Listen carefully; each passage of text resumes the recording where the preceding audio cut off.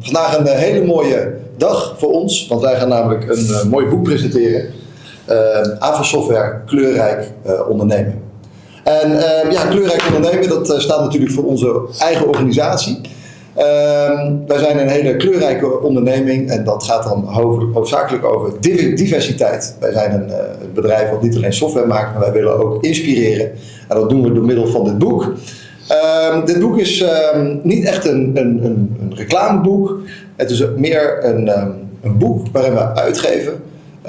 Wat we uitgeven en waar we in vertellen precies wat wij doen en waarom wij bepaalde keuzes maken tijdens onze reis hier op Aruba en ook op Curaçao. Het boek is gewoon geschreven zoals het is. We hebben het verder niet heel erg lopen aanpassen. Dus het is what you see is what you get. Het is echt een kijkje in de keuken van onze organisatie. De manera mi collega Pim mabisa banden die persoonlijke verhalen aan die dingen buki. Het importante también para nos la mustra quién nos está kico nos para como softwarebedrijf. Dus uiteindelijk te zetten lo cual nos está así tra software y ayuda a nos clientes dan también. Dus seguro el book aquí lo ilustra con nos temirese y con nos no solamente con nos pinta si ture ainan riba ture isla, pero con nos temirese aquí para futuro. Dus esaki, verdad, el book nota un verkoopboek, un boek que nos que pende, pero es un book que te cuenta una historia real die nos mes como trado con nos traba AFAS, pero también con AFAS te mira nos mes como un bedrijf dat 13 software en de compagnie también. Ik heb de cover mogen maken en wat je ziet aan de cover is het illustreert het kleurrijk ondernemen.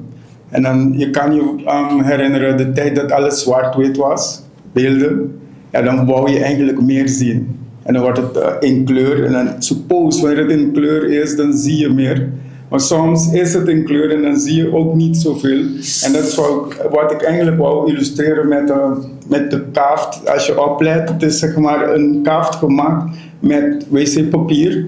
Dus elke stuk, hier is een aparte wc-papier.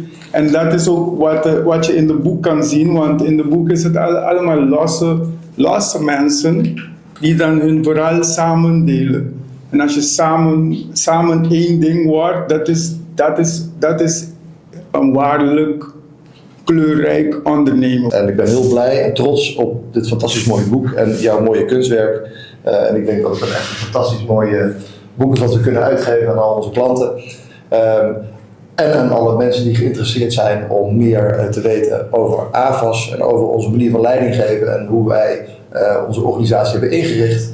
Neem contact met ons op en wij komen graag het verhaal vertellen aan jullie allemaal.